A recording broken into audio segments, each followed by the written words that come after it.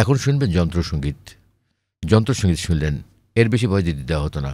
কিন্তু আমি আমার যোগ্যতায়, উপরে আল্লাহর ইচ্ছায়, আল্লাহর কাছে শুকরিয়া আদায় করি, ওই দিন ডিউটিতে গিয়ে পিয়ানো সাহেব এবং আরডি সাহেব তখন ফোনে, ওকে দিয়ে আজকে ওপেনিং দেওয়া। বাবা, আমি কিন্তু ওপেনিং দিলাম রেডিও।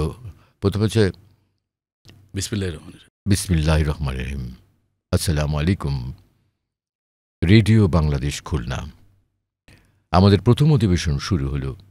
অনুষ্ঠান প্রচারিত হচ্ছে মিডিয়াম ওয়েভ 223.88 মিটারে, 1340 কিলো হার্জে। অনুষ্ঠান ঘোষণায় আমি সৈয়দ ইসমাত তোহা, আর আমার সাথে আবু ইউনুস। আমাদের পরবর্তী অনুষ্ঠান ঢাকা থেকে রিলে করে শোনানো হচ্ছে। এই শুরু আমাকে দিয়ে শুরু করলো। ব্যাস, আঞ্চলিক অনুষ্ঠান তখন হতো না, হয়তো খুব বেশি একটা দেশের গান বাজতো কিছু, তারপর আবার নিউজের সময় নিউজে চলে যেত, প্যাচিং করে দিত, ব্যাস তখন আমি নিউজ শুনতাম।